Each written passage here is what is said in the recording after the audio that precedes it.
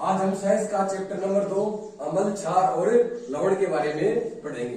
तो साइंस का chapter number 2 है अम्ल, क्षार और लवण। Acid, base and salt. अम्ल, क्षार और लवण। तो सबसे पहले अपन अम्ल के बारे में पढ़ेंगे। अम्ल, और इसको अंग्रेजी में कहते हैं एसिड। ठीक है, तो अम्ल है वो लैटिन भाषा के एसिड शब्द से लिया गया है और जिसका अर्थ होता है खट्टा। एसिड का मतलब होता है खट्टा।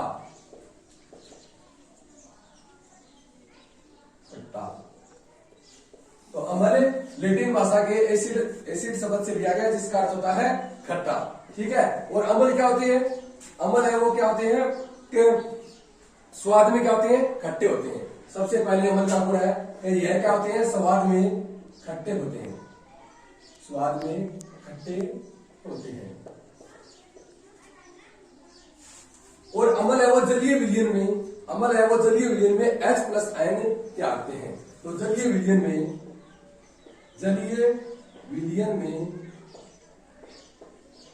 H+ आयन त्यागते हैं। अम्ल स्वाद में खट्टे होते हैं, जलीय विलयन में H+ आयन त्यागते हैं और अम्ल नीले लिटमस को लाल में परिवर्तित करते हैं। नीले लिटमस को लाल में परिवर्तित करते हैं।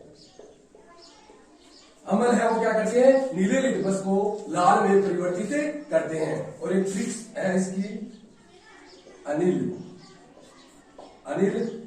ए का मतलब अम्ल, नी का मतलब नीला और ल का मतलब लाल। तो अम्ल है वो क्या करते हैं? नीले को लाल में परिवर्तित करते हैं। जो अपन लिटमस परीक्षण करते हैं वो उसमें क्या होता है कि अम्ल है वो नीले को क्या कर देते हैं? लाल में परिवर्तित करते हैं। और कुछ अम्ल है उनके उदाहरण जैसे कि HCl,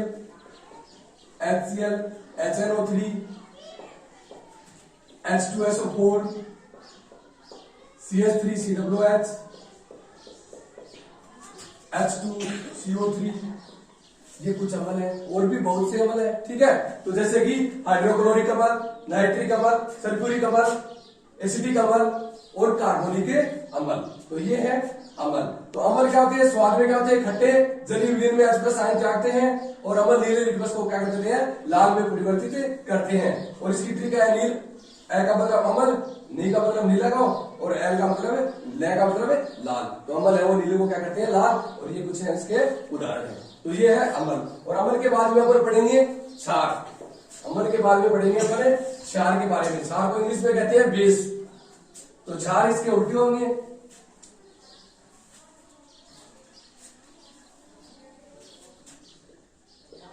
क्षार ये क्या होते हैं? स्वाद में कड़वे होते हैं। स्वाद में कड़वे होते हैं। स्वाद में कड़वे होते हैं। और जलीय विलयन में क्या करते हैं? OH- आयन त्यागते हैं। तो ये जलीय विलयन में क्या करते हैं? OH- आयन त्यागते हैं। जलीय विलयन में OH- आयन त्यागते हैं। OH- आयन विलयन त्यागते हैं। और ये क्या करती है? अम्ल है वो नीले लिटमस को लाल करते हैं। ये क्या करते हैं? लाल लिटमस को नीला में परिवर्तित करते हैं। तो क्षार लाल लिटमस को नीले में परिवर्तित करते हैं। ठीक है, क्षार है वो लाल को नीले में परिवर्तित करते हैं। अब कुछ क्षार जैसे कि NaOH, KOH, CaOH2, MgOH2, ये क्या है? कुछ क्षार के उदाहरण है। Sodium hydroxide, potassium hydroxide, calcium hydroxide, magnesium hydroxide, ये सब क्या होते हैं? OH- आयन का त्याग करते हैं। तो ये क्या होते हैं? क्षार। ठीक है, ये होते हैं क्षार। तो क्षार क्या होते हैं, स्वाद में कड़वे होते हैं, जलीय विलीन में OH माइनस आयन त्यागते हैं, क्षार लाल लिटमस को नीले में परिवर्तित करते हैं, और ये कुछ क्या है इसके उदाहरण है। अब देखो अमल और क्षार पढ़ा। अब देखो तो एक चीज और, सांद्र अमल, सांद्र अमल। तो सांद्र अमल में होता है वो विलीन होता है जिसमें क्या होती है, अम्ल की मात्रा क्या होती है ज्यादा और पानी की मात्रा क्या होती है कम होती है, जिसमें अम्ल की मात्रा ज्यादा तथा जल की मात्रा कम होती है, जल की मात्रा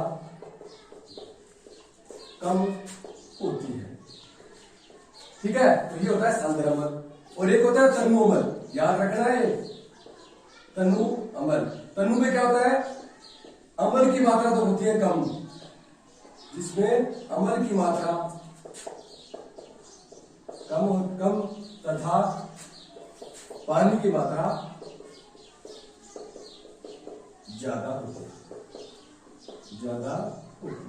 ठीक है, तो सांद्र अम्ल तो क्या होता है जिसमें अम्ल की मात्रा ज्यादा होती है तथा पानी की मात्रा क्या होती है कम, और तनु क्या होता है जिसमें अम्ल की मात्रा कम होती है तथा पानी की मात्रा क्या होती है ज्यादा। तो ये दो चीज भी याद रखनी है, सांद्र अम्ल और तनु अम्ल क्या होते हैं। नेक्स्ट देखो, अम्ल है वो दो प्रकार से होते हैं, जैसे कि प्रबल अम्ल और दुर्बल अम्ल। प्रबल अम्ल ठीक है, और दुर्बल अम्ल। अब देखो, तो प्रबल अम्ल देखो क्या होते हैं, प्रबल अम्ल है वो क्या होते हैं जलीय विलयन में H+ आयन अधिक संख्या में त्यागते हैं या जल्दी त्यागते हैं। तो प्रबल अम्ल जो होते हैं जो H+ आयन है वो क्या करते हैं जल्दी त्यागते हैं। तो प्रबल अम्ल क्या होते हैं जो H+ आयन अधिक संख्या में त्यागते हैं, अधिक संख्या में त्यागते हैं या जल्दी त्यागते हैं, वो क्या होते हैं प्रबल अम्ल। कभी अम्ल जो H+ आयन अधिक संख्या में त्यागते हैं या जल्दी त्यागते हैं तो उन्हें क्या कहते हैं प्रबल अम्ल। और जैसे कि HCl HNO3, HCl HNO3 और H2SO4। तो इसमें क्या होता है जो HCl है वो अपना H है वो जल्दी त्यागता है, ऐसे ही HNO3 अपना H जल्दी त्यागता है, और ऐसे ही H2SO4 है वो क्या होता है अपना H आयन है वो जल्दी त्यागता है। इसी कारण से क्या कहते हैं प्रबल अम्ल कहते हैं। और दुर्बल अम्ल किसे कहते हैं जो H+ आयन कम संख्या में त्यागते हैं, कम संख्या में त्यागते हैं या धीरे धीरे त्यागते हैं, तो वो क्या होते हैं दुर्बल अम्ल। जो कि क्या होते हैं कि अपना H+ आयन है वो क्या होते हैं धीरे धीरे त्यागते हैं, तो उन्हें क्या कहते हैं दुर्बल अम्ल कहते हैं। और इसके उदाहरण है एग्जाम्पल, जैसे कि CH3COOH, CH3COOH और H2CO3 कार्बोनिक अम्ल। ये अम्ल है ये अपना H+ आयन क्या होते हैं धीरे धीरे त्यागते हैं, इस कार्य में क्या कहते हैं दुर्बल अम्ल कहते हैं। इसी प्रकार से प्रबल क्षार और दुर्बल क्षार के बारे में पढ़ेंगे। प्रबल क्षार और दुर्बल क्षार के बारे में पढ़ेंगे। तो देखो प्रबल क्षार और दुर्बल क्षार ये क्या होंगे, पिछली बार क्या था H+ आयन, और ये क्या होते हैं OH-। ठीक है, जो OH- आयन क्या करते हैं अधिक संख्या में त्यागते हैं या जल्दी त्यागते हैं, तो उन्हें क्या कहते हैं प्रबल क्षार।